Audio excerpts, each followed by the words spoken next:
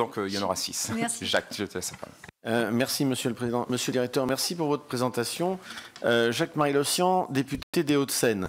Mais je vous rassure, je ne vais pas vous poser de questions sur le génocide arménien. Mais je voudrais partager avec vous une expérience.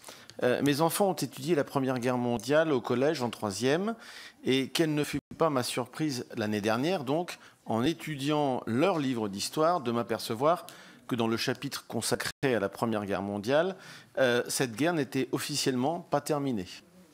Bien sûr, il y avait mention de l'armistice du 11 novembre, mais aucune mention du traité de Versailles.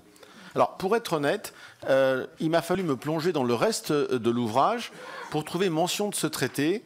Dans un tout petit encadré sur l'Allemagne nazie, il y avait l'un des thèmes de campagne du parti nazi en 1932. Mais c'était là la seule mention du traité de Versailles. Comment peut-on s'assurer que les livres d'histoire rétablissent bien les faits dans leur vérité et dans leur importance?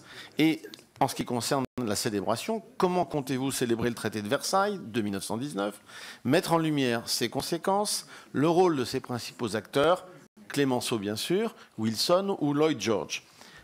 Ma question met en évidence quand même les multiples interrogations que suscitent les programmes d'histoire actuels. Je vous remercie.